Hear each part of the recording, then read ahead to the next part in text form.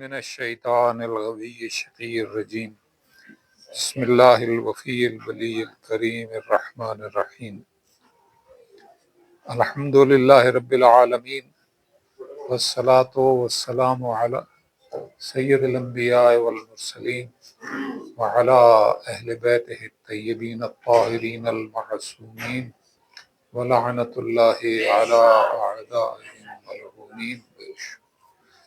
اما بعد فقال سید المرسلین صلی اللہ علیہ وآلہ وسلم من مات ولم یعرف امام زمانہ ماتا میتتا جاہلیہ. پاک خالق مالک کی جل تشریف آوری کے لیے ایک بلند تر صلوات.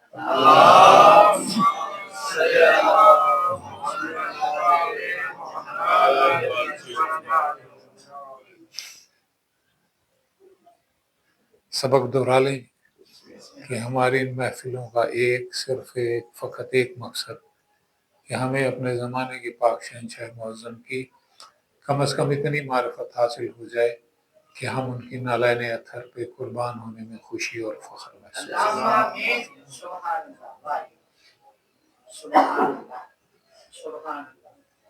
دو عنوان آج آپ کے سامنے پیش کرنے ہیں.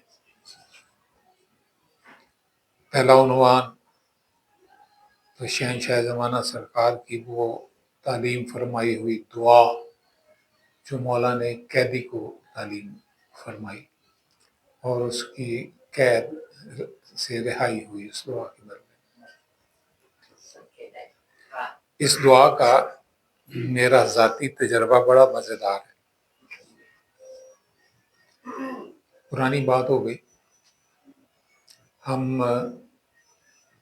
7 محرم کو فیصل آباد جیل میں ایک نوحہ خان پارٹی لے کے جاتے تھے اور ان دنوں جیل میں روزانہ ماتمی جلوس نکلتا تھا.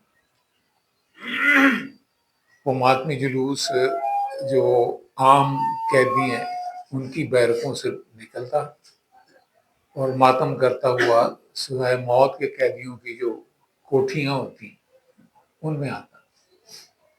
وہاں پہ ماتمداری بھی ہوتی، نوحہ خوانی بھی ہوتی، لنگر نیاز بھی تقسیم ہوتا. چونکہ سزائے موت والے اپنے زون سے باہر نہیں جا سکتے نا، تو اس لیے وہ ماتمی دستہ سزائے موت والوں کے بیرکوں میں جاتا.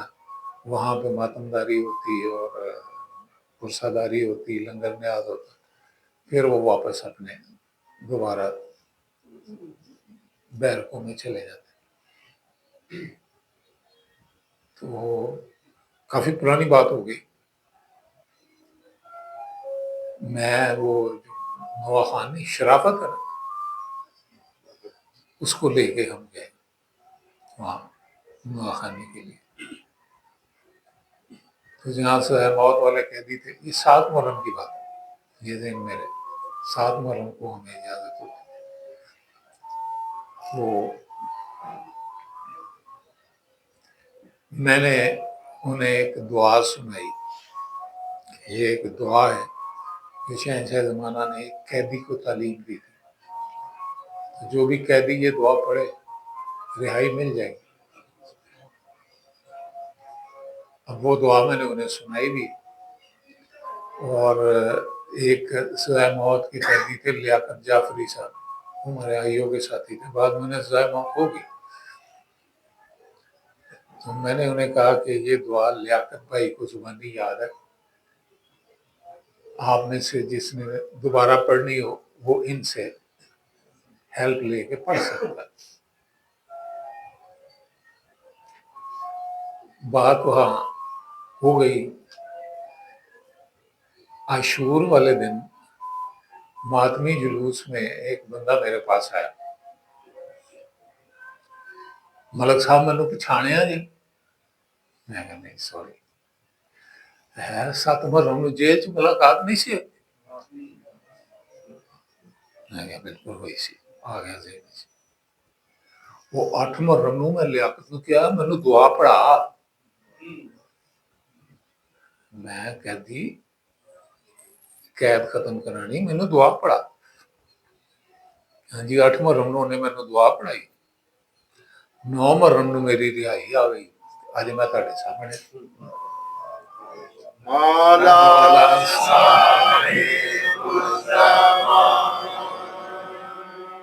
ہر دم ہو گیا. مزے کی بات یہ ہے کہ اس نے دعا پڑھی، اس کی دعا قبول ہوئی اور اس کی قید چھٹی والے دن ختم ہوئی. 9 محرم کو چھٹی تھی، چھٹی والے دن اس کی رہائی آئی.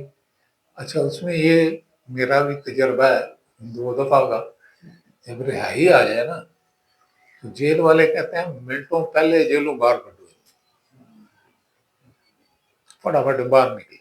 ساڑھے مگر اس کی بھی رہائی آئی تو اس کو انہوں نے فوراً نکالا، حالانکہ 9 محرم چھٹی کا دن تھا. اب خرم بھائی، ایک سوال ہے کہ لیاقت جعفری نے دعا پڑھوائی، اس نے پڑھی اور اس کی قید ختم ہو گئی. خود لیاقت جعفری کی قید کیوں نہیں ختم ہوئی؟ اس کو تو سزائے موت ہوئی، بعد میں سزائے موت ہوئی، اسے پھانسی لگاؤ. بات ایمان اور عقیدے کی، یقین کی بات. اس نے پورے یقین کے ساتھ دعا پڑھی، مالک نے اس کو رہائی دے دی چھٹی والے دن. اور لیاقت جعفری جس نے پڑھائی تھی اسے کچھ بھی نہیں ملا، حتیٰ کہ سزائے موت ہوئی. اسے وہ سزائے موت کا قیدی تھا، سزائے موت ہو گئی اسے. بلکہ اس کی جب سزائے موت ہوئی تو جیل کا ایک وارڈر تھا یاسین، اس نے مجھے اطلاع دی نا کہ انہوں سزائے موت ہوئی. نعرے مار دے گئے، نعرہ حیدری یا علی، نعرہ حیدری یا علی مار دے، سزائے موت دے تختے تھے لٹک گئے. ٹھیک ہے، اس کا عقیدہ اپنی جگہ، لیکن رہائی کے لیے جو مولا کے وعدے تھے اس پہ اس کا اعتبار نہیں تھا. اگر اس کا اعتبار ہوتا تو اس کی قید بھی یقینا چھوٹ جاتی. تو آج یہ دعا میں نے اس لیے پہلے حصے میں رکھی کہ شہنشاہ زمانہ سرکار سفید اسپاق ہمیشہ سلامت ہوں. آپ جناب کی غیبت بھی زندان غیبت کہلاتی ہے کہ مولا زندان غیبت کے اسیر ہے. آج ہم سب یہ دعا پڑھتے ہیں، میں اس کا اردو ترجمہ بھی آپ کو بتاتا ہوں، پھر پڑھتے ہیں. اس نیت سے پڑھتے ہیں کہ ہمارے شہنشاہ کی زندان غیبت کی رہائی ختم ہو جائے، رہائی مل جائے، اسیری ختم ہو جائے. دعا بڑی مشہور ہے، الہی عظم البلا وبرح الخفا وانکشف الغطاء وانقطع الرجاء وضاقت الارض ومنعت السماء وانت المستعان والیک المشتکى والیک المعول في الشدة والرخاء. اللهم صل على محمد وآل محمد أولي الأمر الذين فرضت علينا طاعتهم وعرفتنا بذلك منزلتهم ففرج عنا بحقهم فرجا عاجلا قريبا كلمح البصر وهو أقرب يا محمد يا علي يا علي يا محمد اكفياني فإنكما كافيان وانصراني فإنكما ناصران يا مولانا يا صاحب الزمان الغوث الغوث الغوث أدركني أدركني أدركني الساعد الساعد الساعد العجل العجل العجل يا أرحم الراحمين بحق محمد وآلہ الطیبین الطاہرین. یہ دعا ہے. اب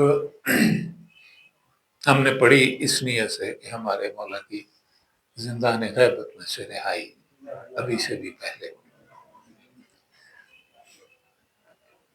اب اس کا اردو ترجمہ آپ کو سناتا ہوں۔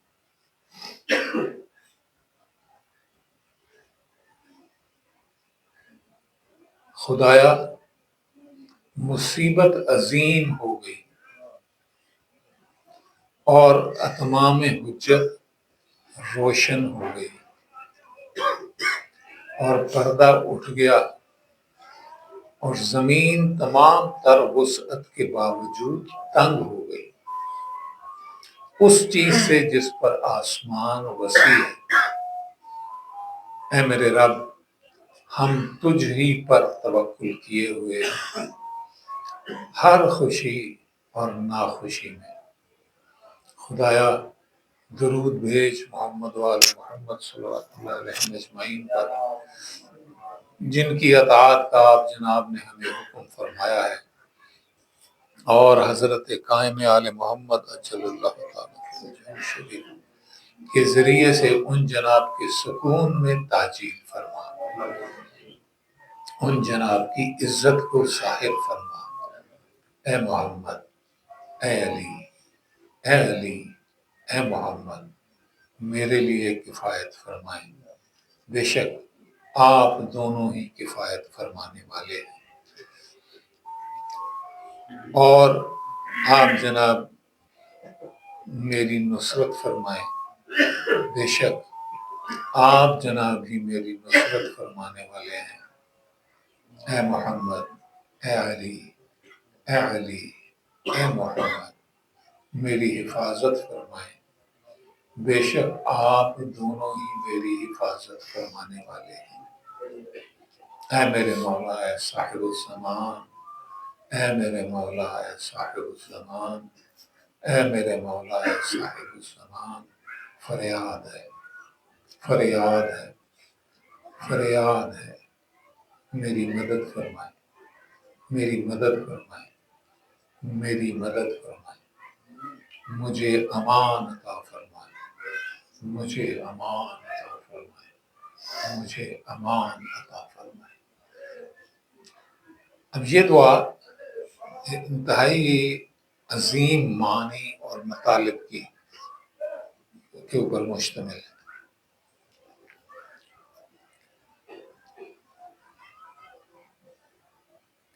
ہم کہتے ہیں کہ پروردگار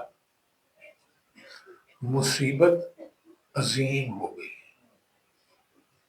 یعنی مصیبت کا کوانٹم جو ہے وہ میرے لیے بہت زیادہ ہو گیا، میرے اوپر مصیبت بہت بھرپور ہو گئی اور اتمام حجت روشن ہو گئی، یعنی جس چیز سے حجت تمام ہوتی ہے وہ میرے اوپر آشکار ہو گئی۔ یعنی آگے جو ہم دعا کر رہے ہیں وہ اتمام حجت کی ہے، ہم جن سے مانگ رہے ہیں ان سے اتمام حجت کر رہے ہیں، اور پردہ اٹھ گیا ہے، یعنی پہلے میری عقل پہ جو حجابات تھے اب وہ حجاب ختم ہو گئے، پردہ اٹھ گیا، اور زمین تمام تر وسعت کے باوجود تنگ ہو گئی ہے اس چیز سے جس پر آسمان وسیع ہے۔ آسمان تو اس چیز کے اوپر بڑا وسیع ہے، لیکن میرے لیے زمین اس چیز کے لیے تنگ ہو گئی، یعنی پریشانی کی انتہا ہے، اس کی طرف اشارہ ہے کہ میرے لیے زمین بہت تنگ ہو گئی۔ اور اے میرے رب ہم تجھ پر ہی توکل کیے ہوئے ہیں ہر خوشی اور ناخوشی۔ کوئی خوشی ہے تو بھی میرا توکل تیری کاغذات پہ ہے، اور کوئی ناخوشی ہے تو بھی میرا توکل تیری کاغذات پہ۔ خدایا درود بھیج پاک خاندان پر کہ جن کی اطاعت کا آپ نے ہمیں جب حکم فرمایا، یعنی ہمارے لیے حکم یہ ہے کہ ہم ان کی اطاعت کریں، تو ان پہ درود بھیج۔ ایک درود آپ سارے بھیج ہی لیں۔ اللهم صل على محمد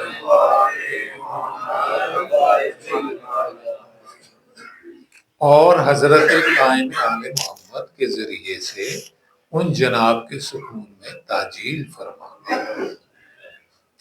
اب سکون کن کا مانگ رہے ہیں ہم یہاں پہ؟ شہنشاہ انبیاء، ٹھیک ہے، اور کس کے ذریعے سے مانگ رہے ہیں؟ شہنشاہ زمانہ کے ذریعے سے، ٹھیک ہے، کہ ان کے ذریعے سے ان کے سکون میں تاجیل فرما دیں۔ اب اس سے ایک پردہ ہٹتا ہے نا کہ شہنشاہ زمانہ کا ظہور در حقیقت شہنشاہ انبیاء کا سکون ہے۔ شہنشاہ انبیاء کو جو سکون نصیب ہونا ہے وہ میرے مولا کے ظہور سے ہونا ہے، اور ان جناب کی عزت کو ظاہر فرما۔ شہنشاہ امام زمانہ علیہ السلام کی عزت کو ظاہر فرما۔ اے محمد، اے علی، اے علی، اے محمد، میرے لیے کفایت فرمائیں، بے شک آپ دونوں ہی کفایت فرمانے والے ہیں۔ اب یہ جملہ مکثرین کو بڑا لڑتا ہے۔ جی میں نے آپ کو بتایا تھا، جی ہاں، شیخ محسن نجفی اسلام آباد والا، وہ اس دعا کو تسلیم نہیں کرتا تھا کہ نہیں، یہ دعا مولا امام زمانہ نے تعلیم نہیں فرمائی۔ اس کے پاس دلیل کیا تھی؟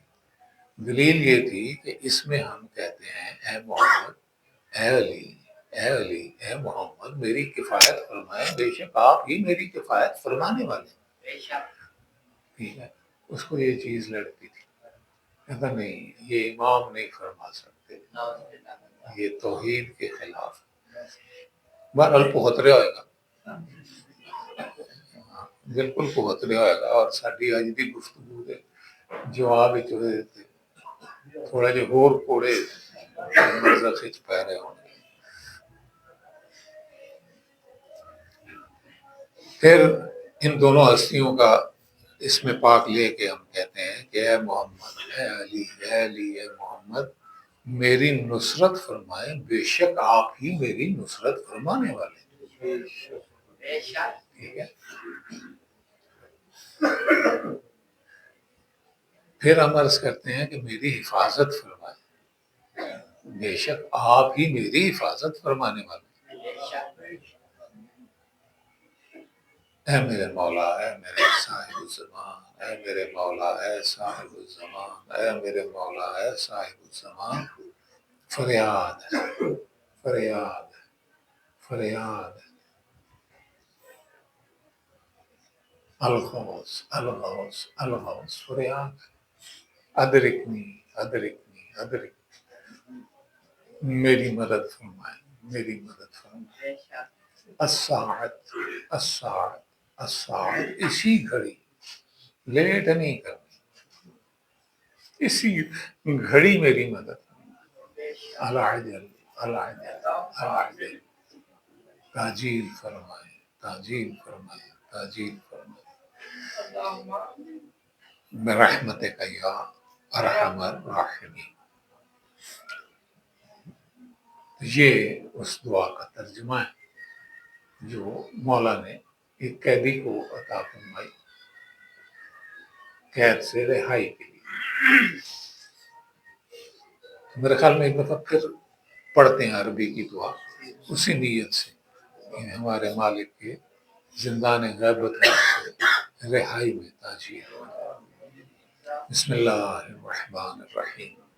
الہی عظم البلاء وبرح الخفاء وانکشف الغطاء وانقطع الرجاء وضاقت الارض ومنعت السماء وانت المستعان واليك المشتكى وعليك المعول في الشدة والرخاء اللهم صل على محمد وآل محمد أولي الأمر الذين فرضت علينا طاعتهم وعرفتنا بذلك منزلتهم ففرج عنا بحقهم فرجا عاجلا قريبا كلمح البصر أو هو أقرب يا محمد يا علي يا علي يا محمد اكفياني فإنكما كافيان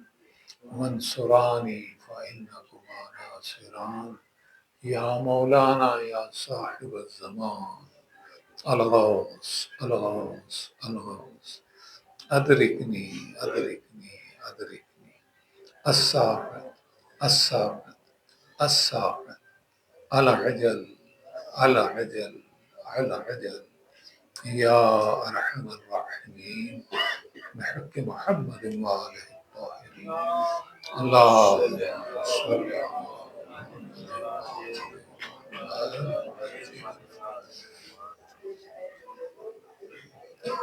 جی یہ تو آج کی گفتگو کا پہلا حصہ.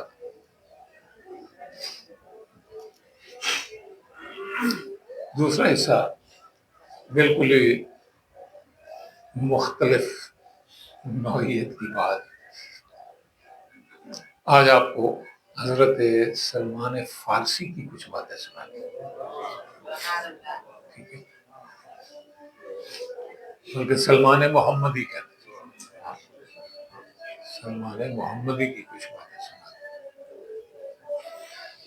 دو حوالہ جات ہیں، ایک تو خود مفاتیح الجنان اور ایک ویکیپیڈیا ہے. ان دو ریفرنسز سے یہ مواد حاصل کیا.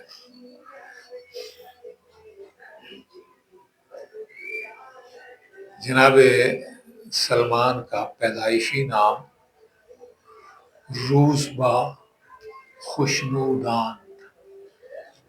روزبا تو مشہور، اکثر اہل تشیع روزبا کے نام سے جناب سلمان کو پہچان لیتے ہیں، لیکن ان کا پورا نام روزبا خوشنودان. ان کی پیدائش 568 عیسوی میں 568 عیسوی میں ساسانی سلطنت کے شہر رام ہرمز میں ہوئی. موجودہ ایران کا علاقہ جو ہے وہ ان دنوں ساسانی سلطنت تھی. شہر کا نام تھا رام ہرمز، اس میں ان کی ولادت ہوئی. ابتدائی طور پہ یہ زرتشتی ہے، آتش پرست. ان کی جو پیدائش جس گھرانے میں ہوئی وہ گھرانہ آتش پرست کی کرتا تھا. چنانچہ یہ بھی اپنے خاندانی مذہب یعنی آتش پرستی پہ انہوں نے اپنی زندگی کے پہلے دن گزارے. ابتدائی 16 سال اپنی زندگی کے انہوں نے پکے زرتشتی مذہب کے مطالعے میں گزارے. یعنی بڑے کٹر قسم کے مجوسی تھے، کٹر قسم کے مجوسی تھے. اس دوران وہ ایک مجوسی عبادت گاہ کی خدمت گار بھی رہے. یعنی جو مجوسیوں کی عبادت گاہ تھی اس میں خدمات سر انجام دیتے تھے، ڈیوٹی کرتے تھے وہاں. اسی دوران ان کے مختلف مذاہب کے پیروکاروں سے مباحثے بھی ہوئے. اب ایک چیز ذہن میں رکھیں، جو تینت سلمان کو لگائی گئی وہ تینت اسے آرام نہیں لینے دیتی تھی. وہ تینت اس کو سفر کرا رہی. پہلے 16 سال کٹر زرتشتی بن جا، ٹھیک ہے، عبادت گاہ کا متولی بن جا، دوسرے مذہبوں والوں سے مباحثے کرتا کر لیں. کتنے جانا جانا تو نہیں نا تو کتنے آنا تو خیر ساڈے کول پھر لے.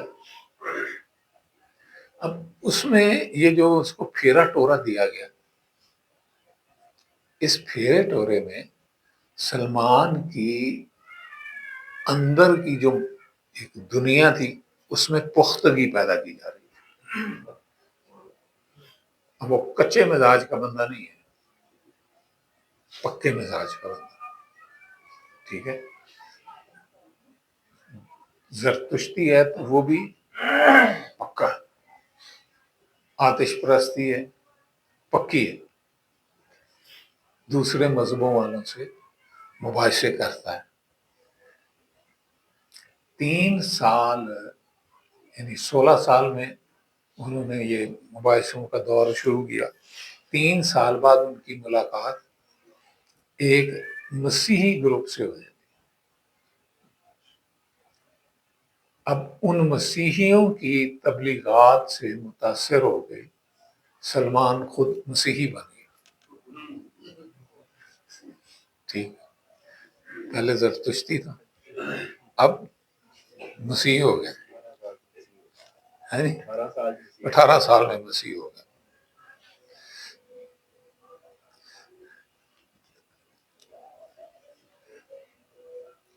ان کے والد کو، اچھا وہ زرتشتی ہے نا، ان کے والد کو ان کا مسیحی بننا اچھا نہیں لگا. انہوں نے سلمان کو قید کر دیا. نہیں ہے، انہوں نے ملے گا ہی نہیں، انہوں تو رابطہ کٹا ہوئے تھے، قید کر دیا. سلمان اس قید سے بھاگا اور پھر عیسائیوں کے پاس چلا. یعنی عیسائیت بھی ہے تو پکی.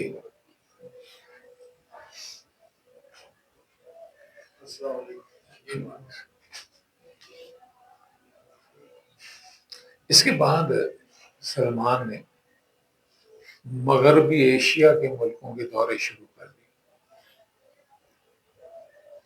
مسیحی جاتے تھے نا تبلیغی، مسیحیوں کے تبلیغیوں کے ساتھ مل گیا اور مغربی ایشیا کے ملکوں کا دورہ کرنے لگے. پہلا قیام انہوں نے جہاں مستقل کیا تھوڑا عرصہ، وہ موصل کا شہر، آج کل ایران میں عراق میں ہے نا موصل. موصل میں ان کا پہلا قیام. اس کے بعد موصل سے نکلے تو دمشق چلے گئے. دمشق میں ان کا اب یہ عیسائی مذہب میں دورے ہو رہے ہیں. ٹھیک ہے، تو دمشق کا جو عیسائی پادری تھا بڑا، اس کے ساتھ انہوں نے اپنا تعلق بنا لیا. اس استاد نے جب اس کی موت قریب تھی تو اس کے خلوص کو دیکھتے ہوئے اس کو بتایا کہ اے روزوا، ایک زمانہ آنے والا ہے، یثرب میں ایک ہستی تشریف لائے گی جو اللہ کا آخری رسول ہوگا. اب سلمان کے دل میں ایک نیا بیج کاشت ہو گیا. ٹھیک ہے، سلمان کو حضور کے ساتھ ایک ذہنی قلبی لگاؤ ہو گیا کہ اچھا وہ کاغذات آنی ہے تو پھر اس کا مطلب یہ ہے کہ میں اس کاغذات کو ملوں. یہی میری زندگی کا مقصد ہونا چاہیے کہ میں ان سے ملوں. اب سلمان نکلا ہے یثرب کے سفر. مدینہ تو بعد میں نام بنا، پہلا نام تو یثرب. یثرب کے سفر میں نکلا. اس دوران اس کی کچھ بردہ فروشوں سے واسطہ پڑ گیا، انہوں نے اس کو غلام بنا کے بیچ دیا۔ ایک یہودی عورت نے سلمان کو اپنے غلام کے طور پہ خرید لیا۔ اب حضور صلی اللہ علیہ وسلم کا عہد شروع ہو گیا۔ حضور کو سلمان کی ضرورت تو ہے، ٹھیک ہے، سلمان ان کے دل میں تو ہے، انہیں پتا ہے کہ ساڈا پنچھی ہے، اڑتا پھرتا ہے، انہوں کر لیا۔ حضور اس یہودی عورت کے پاس تشریف لے گئے کہ اپنا یہ غلام مجھے بیچ دو۔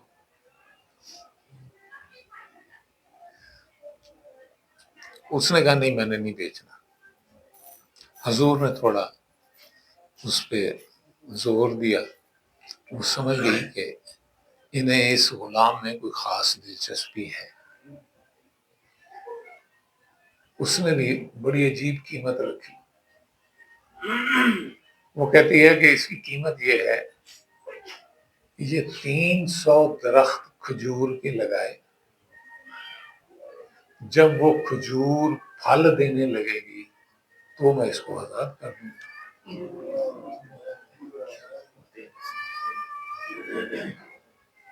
اب کھجور کا درخت پھل دینے میں 10 سال لیتا، اس کا مطلب یہ ہے کہ وہ سلمان کو مزید 10 سال اپنی قید میں رکھنا چاہتی، اپنی غلامی میں رکھنا چاہتی۔ ادھر شہنشاہ انبیاء ہیں، ٹھیک ہے، شہنشاہ نے سلمان سے کہا سلمان 300 گٹکاں لے کھجور دیا، انہوں نے زمین چ لگا دو۔ اب سلمان نے 300 گٹھلیاں لی، زمین میں کاشت کر دی۔ اب جو کتاب کے لفظ ہیں وہ یہ ہے کہ حضور نے دعا فرمائی، نہیں، امر فرمایا، ٹھیک ہے، امر فرمایا۔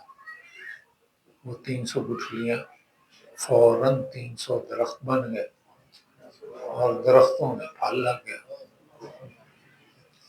اب اس یہودن کو شہنشاہ نے فرمایا یہ تمہارا وعدہ پورا ہو گیا، اب اس کو رہا کرو۔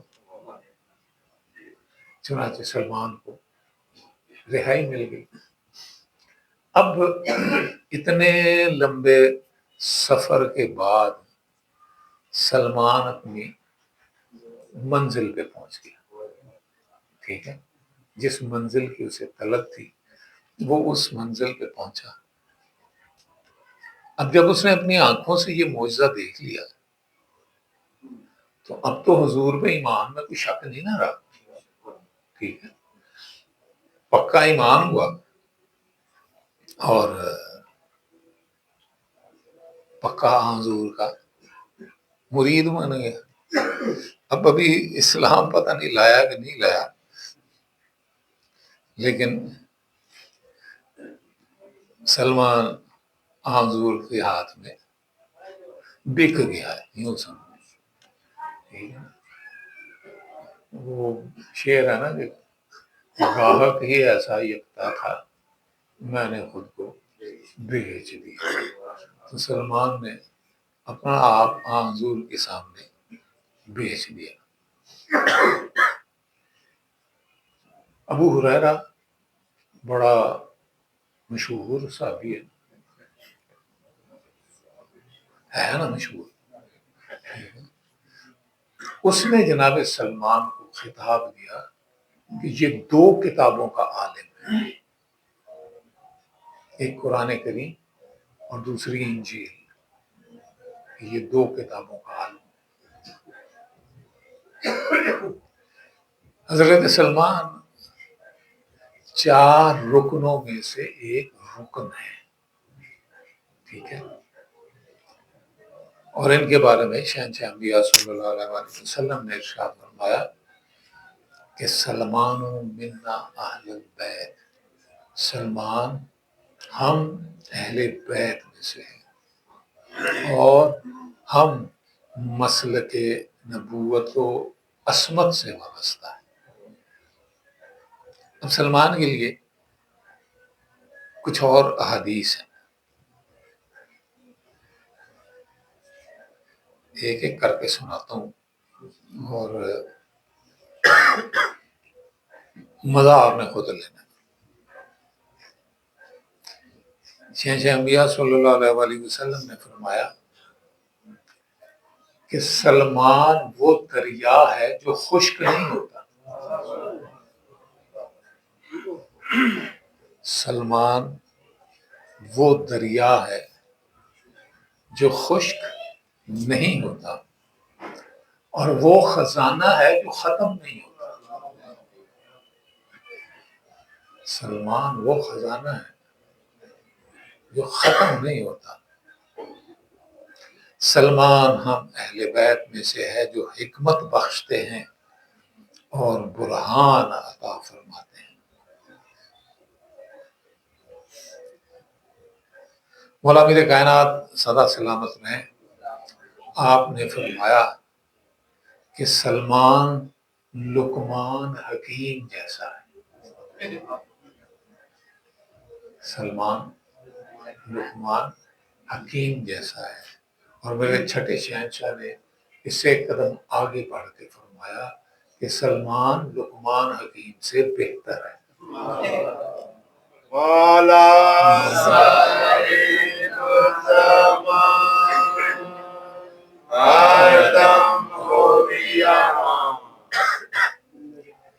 دیکھیں، جب فرمایا کہ لقمان حکیم جیسا ہے تو اس میں مالک نے ان خصوصیات کی طرف اشارہ فرمایا جو لقمان جیسی تھی۔ جب مولا نے فرما دیا کہ اس سے بہتر تھا تو اس کی اس ایک خاصیت پہ فوکس کر دیا، یہ منا اہل البیت ہے۔ ٹھیک ہے، یہ لقمان حکیم سے بہتر۔ مولا امام الباقر العلوم سرکار صلوات اللہ علیہ وآلہ اللہم صلی علی محمد۔ سرکار فرماتے ہیں کہ سلمان متوسمین میں سے ہے۔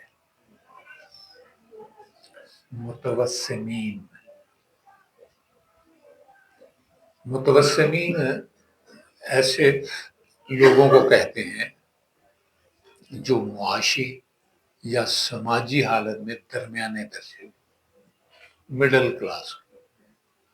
ٹھیک ہے، مولا فرماتے ہیں سلمان مڈل کلاس کا بندہ ہے۔ روایات میں یہ بھی ملتا ہے، میں آپ کو مختلف روایات لفظ بلفظ سناتا ہوں۔ پہلی روایت میں یہ استفادہ ہوتا ہے کہ سلمان اسم اعظم جانتا ہے۔ سلمان اسم اعظم جانتا ہے۔ دوسری روایت ہے سلمان وہ ہے جس کے ساتھ ملائکہ گفتگو کرتے ہیں۔ سلمان وہ ہے جس کے ساتھ ملائکہ گفتگو کرتے ہیں۔ سلمان ایمان کے 10ویں درجے پر فائز ہے۔ لیکن ایمان کے 10 درجے ہیں، سب سے اوپر والا درجہ 10واں درجہ، اور سلمان وہ ہستی ہے جو ایمان کے 10ویں درجے پر فائز ہے۔ سلمان کو علم غیب اور علم منایا حاصل تھا۔ اب تو یہاں پہ ایک عجیب نکتہ ہے کہ ہمارے کچھ مسلمان بھائی یہ کہتے ہیں کہ علم غیب سوائے اللہ کے اور کسی کے پاس نہیں۔ ٹھیک ہے، جبکہ حقیقت یہ ہے کہ علم غیب سلمان کو بھی حاصل، پاک خاندان تو بہت بلند ہے نا، ٹھیک ہے، ان کے اس نوکر کو بھی علم غیب اور علم منایا روایات کا علم حاصل تھا۔ ایک اور روایت میں ہے کہ سلمان دنیا میں جنت کے تحفے تناول فرماتے تھے، دنیا میں جنت کے تحفے تناول فرماتے تھے۔ ایک اور روایت میں ہے کہ جنت سلمان کی مشتاق اور عاشق تھی، لیکن ہم جنت کے متمنی ہیں، تمنا کرتے ہیں، آرزو کرتے ہیں کہ ہمیں جنت مل جائے، اور سلمان وہ ہے کہ جنت خود اس کی مشتاق اور عاشق ہے۔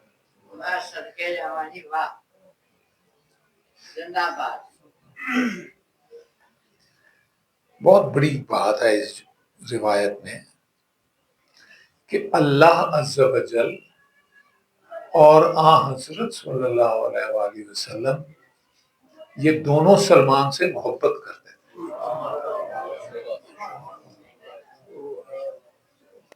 اللہ عز و جل اور حضرت صلی اللہ علیہ وآلہ وسلم یہ دونوں سلمان سے محبت فرمائے۔ خداوند عالم نے حضور صلی اللہ علیہ وآلہ وسلم سے چار افراد سے محبت کرنے کی وحی فرمائی، چار بندوں کے لیے حکم فرمایا کہ ان سے محبت کریں، ان چار میں سے ایک سلمان ہے۔ یہ موضوع بہت لمبا ہے، لیکن میں صرف اس کا ٹائٹل پڑھ دیتا ہوں، آگے بات نہیں کرتا، وہ کبھی وقت ملا تو اس پہ بات کریں گے۔ پھر سلمان کی تعریف میں قرآن کریم میں آیات نازل ہوئی، وہ کون سی آیتیں ہیں، یہ اگر میں نے چھیڑ دیا موضوع تو بات بہت آگے نکل جائے گی، اس لیے اس کو یہیں روکتے ہیں آئندہ کسی نشست کے لیے، کہ سلمان کی شان میں قرآن حکیم کی آیات نازل ہوئی۔ یہ بڑی مزے کی روایت ہے۔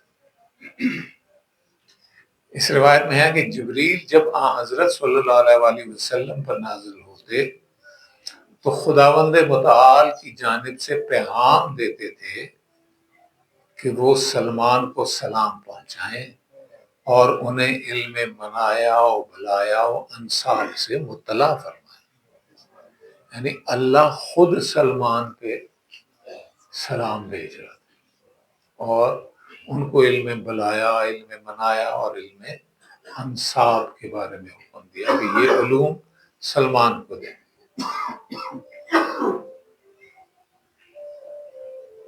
جناب سلمان بعض راتوں میں حضور صلی اللہ علیہ وآلہ وسلم سے خلوت فرماتے تھے، ایک تو ہو گئے ایک میں ہوں، ٹھیک ہے، ایک سلمان ہو گئے ایک حضور ہو، دو میں آپس سے ساری رات گپ شپ لانے ہوں گے، کی گپ لانی ہو گئے، ٹھیک ہے۔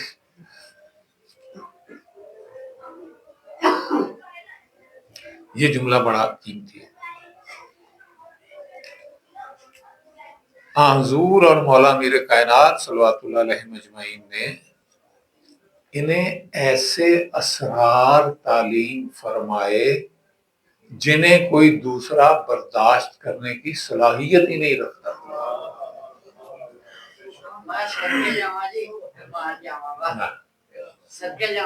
ایسے اسرار تعلیم فرمائے کہ کوئی دوسرا ان اسرار کو برداشت کرنے کی صلاحیت ہی نہیں رکھتا، ان میں وہ جرمز ہی نہیں تھے، وہ ہارمونز ہی نہیں تھے،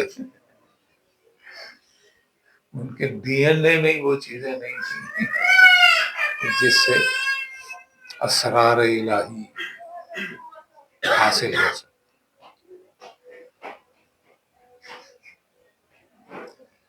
مولانا امام صادق صلوات اللہ علیہ وآلہ نے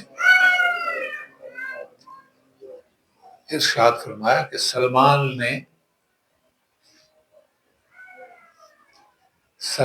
نے علم اول و آخر کو حاصل کر لیا۔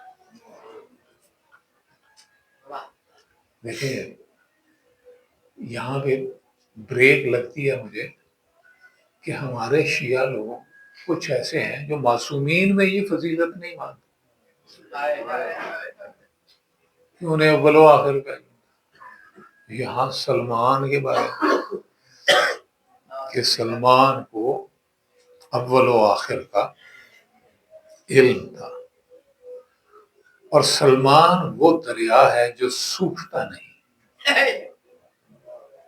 چھٹے مولا فرمان سلمان وہ دریا ہے جو سوکھتا ہی نہیں، وہ ہم اہل بیت میں سے ہیں۔ سلمان نے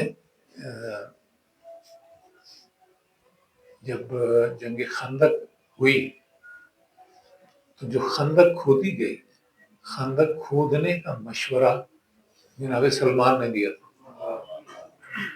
ٹھیک ہے۔ اب خندق کھودنے میں بھی نا ایک دو بڑے مزے کی واقعات ہیں، سناتا ہوں آپ کو۔ لیٹ آیا نا، خیر کوئی بیلی واپسی تے ڈرائیونگ تم کرنی نا بھائی۔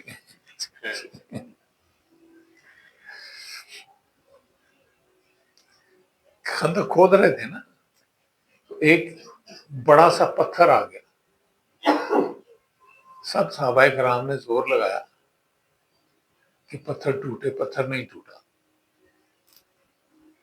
حضور صلی اللہ علیہ وآلہ وسلم کے سامنے کیس پیش ہوا کہ سرکار پتھر ٹوٹا نہیں کیا۔ اب سرکار اس کے اوپر پھاوڑا چلائیں اور وہ نہ ٹوٹے، اس کی مجال ہے۔ سرکار نے پھاوڑا چلایا اور وہ پتھر ریزہ ریزہ ہو گیا۔ اس دوران تمام صحابہ کرام نے اپنے پیٹ پہ ایک ایک پتھر باندھا ہوا تھا، چونکہ بھوک تھی، کھانے کو تھا کچھ نہیں، تو پیٹ پہ پتھر باندھ کے پیٹ کو سہارا دیا ہوا تھا۔ جب حضور نے پتھر توڑا تو جناب جابر ابن عبداللہ انصاری کی نظر پڑی تو حضور کے شکم مقدس پہ دو پتھر بندھے ہوئے تھے۔ اب جابر کو اپنے گھر کی تو خبر تھی نا، ٹھیک ہے، اسے پتا تھا کہ اس کے گھر میں ایک روٹی کی جو موجود ہے، ایک بکری کا چھوٹا سا بچہ موجود ہے۔ جابر گھر گئے اور اپنی بیوی سے کہا، اے بکری ذبح کر، ادھر گوشت پکا، اے جو پیس، تیری روٹی لا۔ سرکار کے پیٹ پہ دو پتھر بجے ہوئے ہیں۔ بیوی بھی بڑی مومنہ تھی، اس نے فوراً بکری ذبح کی، بکری کا گوشت بنایا، ہنڈیا میں گوشت پکایا، تندور گرم کیا، اس میں ایک روٹی لگا دی۔ ادھر شہنشاہ انبیاء کو بھی خبر ہوگی کہ جناب دی دعوت دا اہتمام ہو رہا ہے۔ شہنشاہ انبیاء نے جناب جابر کو بلایا اور اسے پیغام دیا، جابر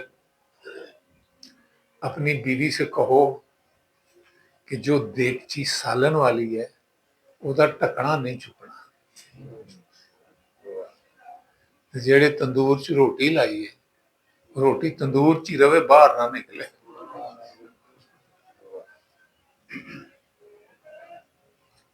آرڈر چلا گیا۔ جناب جابر کی اہلیہ اپنے آرڈر پہ عمل کر لیا۔ ادھر حضور صلی اللہ علیہ وسلم نے سارے لشکر اسلام کو دعوت دی، آؤ جابر دے گھر روٹی کھائیے۔ مولا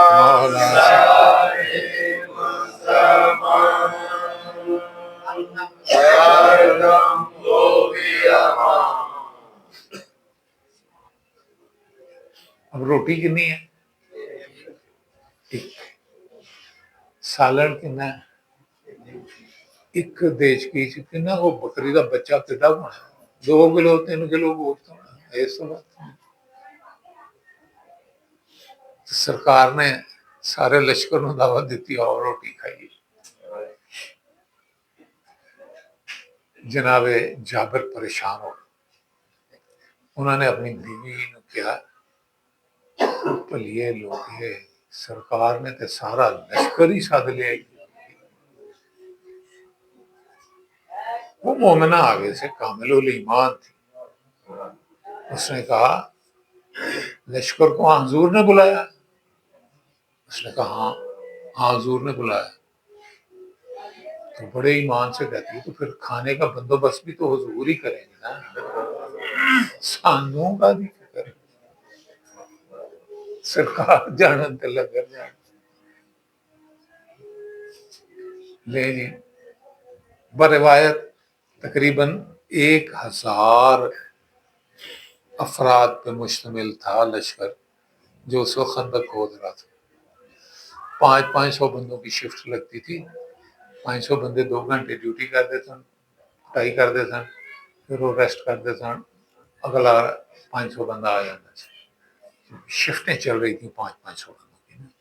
اب 1000 بندہ جو تھا اس کو حضور نے ساتھ لیا اور جابر کے گھر کے باہر ایک کھلا میدان، اس میں 1000 بندہ بٹھا دیا۔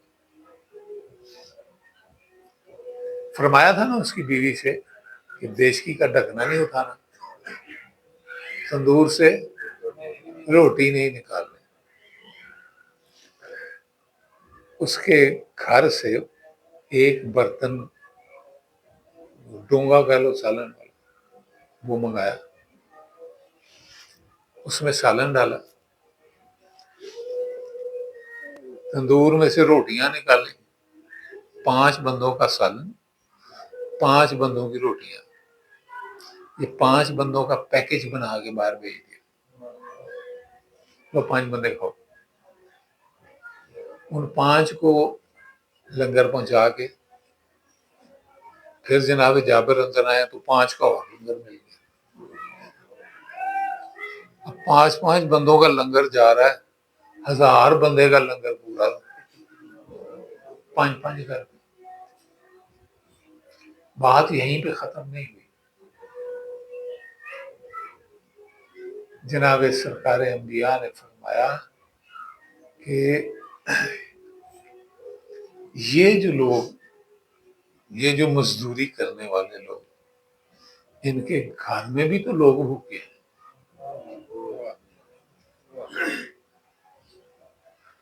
تو لنگر کا ایک ایک ڈوز ہر صحابی کے گھروں میں بھی بھیج، سارا نے کھا لیا۔ اب حضور نے فرمایا آج جابر تو میں ایسی بھی رل کے کھائیے۔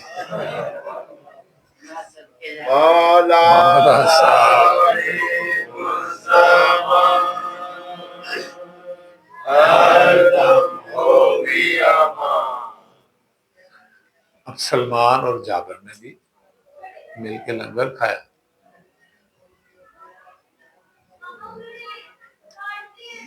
روایت کا اگلا حصہ بڑا ہی کرارا ہے، بہت مزیدار۔ جب یہ سارا سسٹم چل گیا، سارا لنگر تقسیم ہو گیا،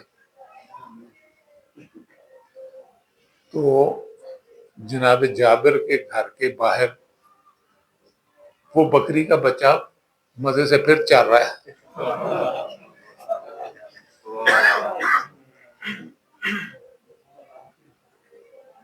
وہ زندہ سلامت۔ بہرحال یہ جناب جابر اور جناب ختمی مرتبہ خندق کا ایک واقعہ.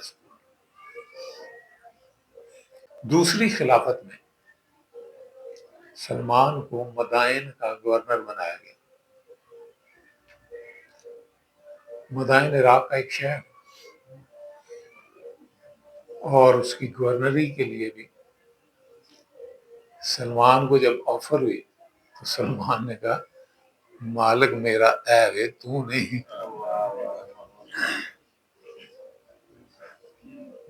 میرا مالک آرڈر دے گا تو میں جاؤں گا. مولا میرے کائنات نے فرمایا جاؤ.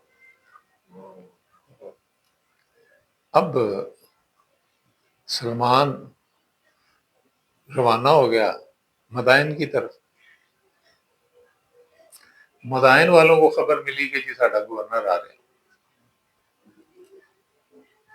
وہ پورا ایک لاؤ لشکر گورنر کے استقبال کے لیے مدائن سے باہر چلا جاتا. ایک دن، دوسرا دن، تیسرا دن، ہر آنے والے سے پوچھتے ہیں یار ساڈے گورنر نے آنا کو راہ چ ویکھیا نہیں ویکھیا.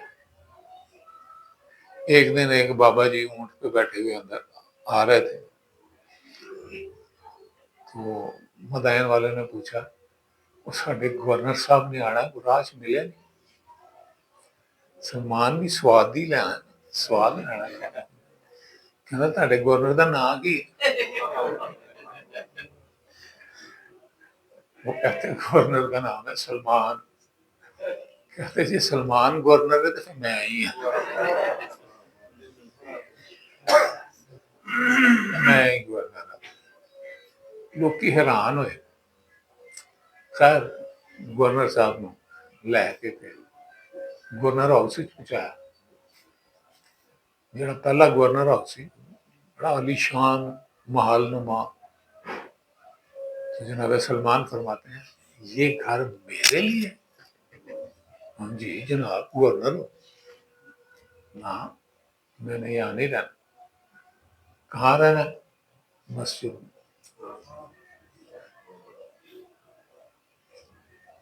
اب یہ جملہ میں نے کہہ دیا، آپ نے سن لیا، لیکن اس جملے کی تہ تک آپ نے نظر نہیں دوڑائی. مسجد میں رہائش رکھنا لازم ہے کہ وہ بندہ کبھی نجاست کی حالت میں نہ جائے. کیونکہ اگر وہ سوتے ہوئے نجاست کی حالت میں چلا گیا تو مسجد کی تحقیر ہو، مسجد کی حرمت خراب ہو. اب سلمان کو یقین ہے کہ میں پاک ہی رہنا ہے. ٹھیک ہے. مسجد میں لوگوں سے پوچھا کوئی اپنی پرابلم دسو. کچھ لوگوں نے کہا جی شہر چوریاں بڑی ہوں گی. اچھا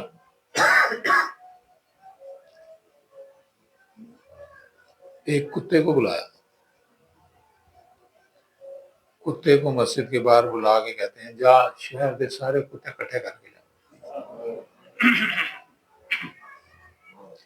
وہ گیا، تھوڑی دیر میں شہر کے سارے کتے مسجد کے باہر جمع ہو. اب ان کتوں کو جناب سلمان نے لیکچر دیا. کہتے ہیں دیکھو آج رات اگر کسی کے گھر میں چوری ہو گئی تو سزا تمہیں دوں گا.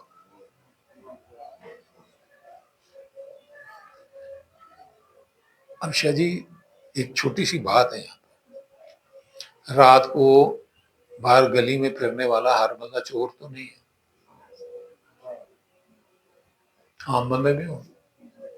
ٹھیک ہے. کتوں کو کیا آرڈر ملا کہ چوری نہیں ہونی. اب اس بات کے اندر ایک بہت بڑی حکمت چھپی ہوئی. سلمان نے کتوں کو یہ شعور دے دیا کہ چور کو پہچانے، اس کو کاٹیں، جو دوسرا بندہ عام شہری ہے اسے کچھ نہیں کہنا. صرف چور نو وڈن۔ اگلے دن سویرے واہ واہ پتہ نہیں 30-35 بندے کنے بندے سارے، اس میں تعداد نہیں لکھی لیکن بہت سے بندے تھے جن کو کتوں نے کاٹ کاٹ کے چیر پھاڑ کے پھینکا ہوا تھا، یعنی وہ سارے چور تھے۔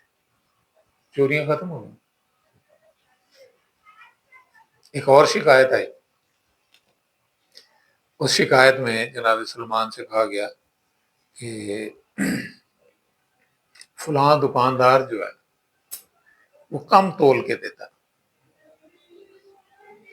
اس کے جو باٹ ہیں بٹے، ٹھیک ہے، وہ ناقص ہیں، پورے نہیں ہیں۔ جناب سلمان نے اپنا پیغامبر بھیجا دکاندار کے پاس کہ تینوں گورنر صاحب ساتھ دینا۔ وہ پیغامبر گورنر کے پاس دکاندار کے پاس گیا اور اسے کہتا ہے تجھے گورنر صاحب یاد فرماتے ہیں۔ تو اگر میں دیکھے نہیں ہے جو گورنر، جا میں نہیں آنا۔ دوسری دفعہ پیغام بھیجا، اب تیسری دفعہ پیغام بھیجا تو اس میں تھوڑی سختی تھی۔ سختی یہ تھی کہ اسے کہا کہ خود آتے ہو یا میں تمہیں خود بلوا لوں؟ آپ آنا ہے کہ میں ساتھ لوا؟ اس نے بس یہی کہا جاؤ بھائی دیکھیا گورنر۔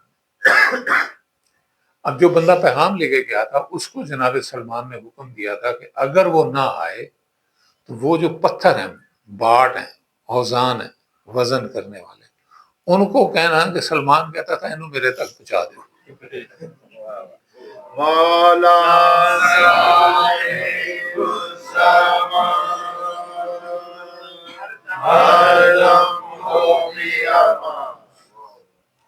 اب وہ دیسی زبان میں کہوں تو پاد بٹا ایتھے اد سیرا لا ایتھے سیرا لا ایتھے اٹھیا پجیا سلمان کو جی حکم تیرے بٹے پورے نہیں ہوئے، معافی دے دو، ہم پورے کر دیں۔ تو یہ انداز حکومت سلمان نے اپلائی کیا، ٹھیک ہے۔ اب سوال میرا یہ ہے کہ سلمان کے پاس تو یہ اختیارات ہیں، جو سلمان کا امام ہے اس کے پاس کوئی اختیار نہیں۔ جو سلمان کو یہ قوتیں عطا فرمانے والا اس کے پاس کوئی اختیار نہیں۔ فرق صرف یہ ہے کہ سلمان کو فرنٹ پہ لگا کے لوگوں کو بتا دیا کہ اسی چاہیے تھے انج بھی کر سکتے ہیں، کرتے نہیں۔ یہ ہمارے عدل کے خلاف، ہماری شان کے خلاف کہ ہم اس طرح کا طریقہ اختیار۔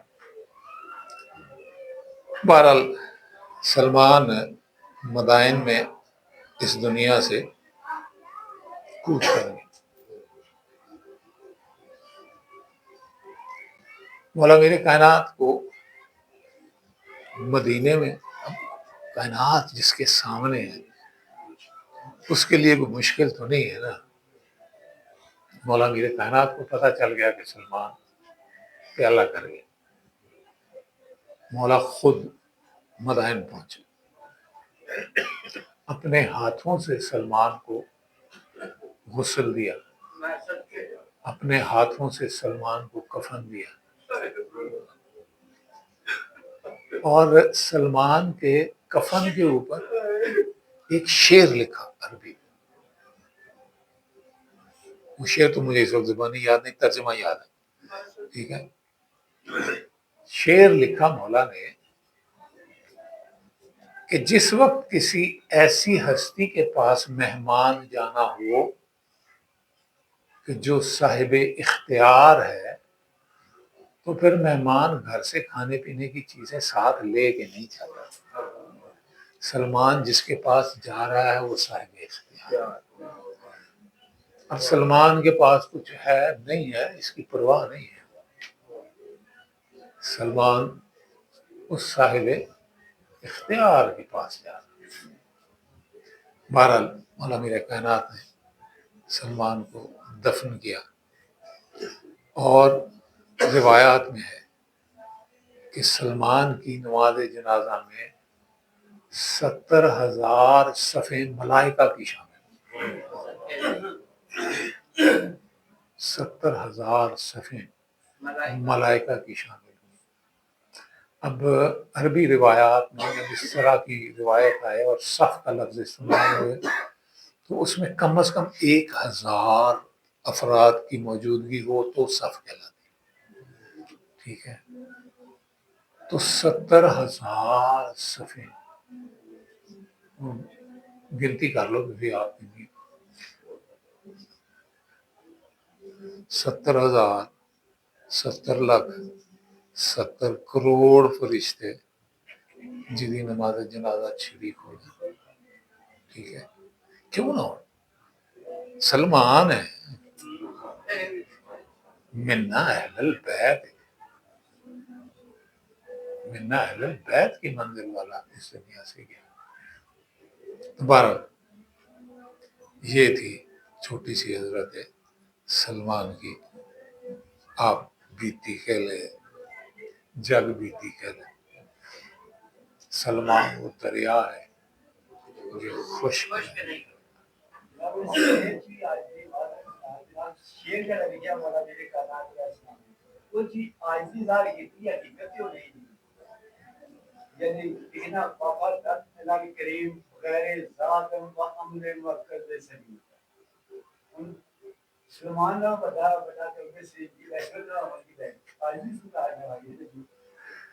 جی بسم اللہ، مینو یہ یاد نہیں سی، مینو میسج کرنا تاکہ میں یاد کروں، لیکن مطلب یہی کہ وہ دیال بھیج رہے ہیں جڑا کریم ہے، ٹھیک ہے نا؟ بات یہ ہے کہ کہاں سے شروع ہوا زرتشتی، ٹھیک ہے، روزبائے خوشنودان، زرتشتی، زرتشتی سے عیسائی، عیسائی سے یہودی کا غلام، یہودی کی غلامی سے شہنشاہ انبیاء کا خدمت کا، ٹھیک ہے؟ تو ہمارے لیے ایک سبق ہے اس میں، ٹھیک ہے؟ الحمدللہ آپ لوگ وہ منزلیں طے کر چکے ہوئے، لیکن جب بھی انسان کو کسی بڑی منزل پہ لے کر جانا ہوتا ہے تو اس کو مختلف سیڑھیوں پہ چڑھا کے اوپر لے جایا جاتا ہے، ٹھیک ہے؟ یکدم چھلانگ نہیں لگوائی جاتی، سٹیپ بائی سٹیپ اس کو لے کے جایا جاتا ہے۔ الحمدللہ آپ لوگوں نے بہت سے سٹیپ پورے کر لیے ہوئے ہیں، آپ لوگ ایک اعلیٰ منزل پہ پہنچ چکے ہوئے ہیں، اور میں تو اس چیز سے خوش ہوتا ہوں نا کہ مجھے پاکستان کے ہر شہر میں مالک نے نوکری کے لیے ڈیوٹیاں لگائیں، مجھ سے ڈیوٹیاں کروائیں، ٹھیک ہے؟ لیکن اینڈ پہ صرف ایک شیخ ابرے دی ڈیوٹی میرے سج رہا ہے۔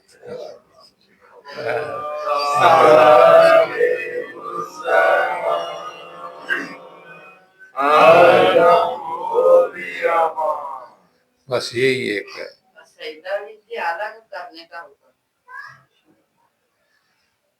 اور سجدہ تے پتھر دے بوتنوں ہی ہو جانا یار۔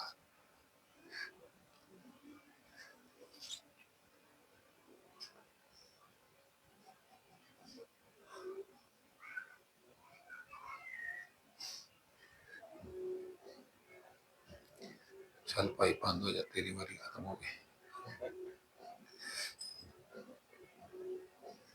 تو بات ہو رہی ہے نتیجے کی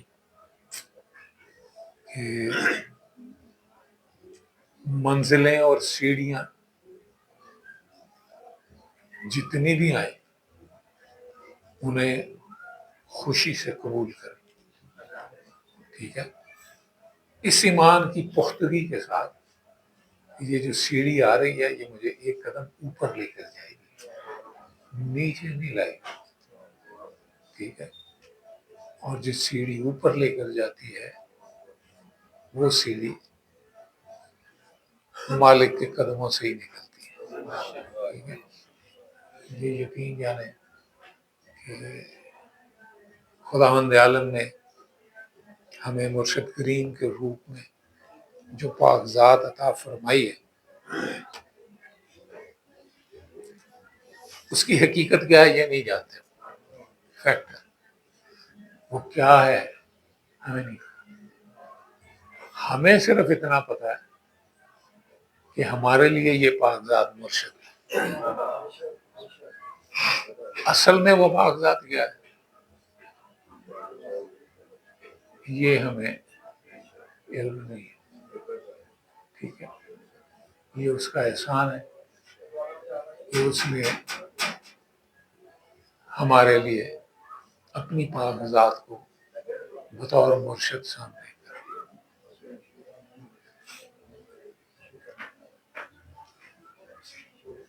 جی شجیع التماس سے دعا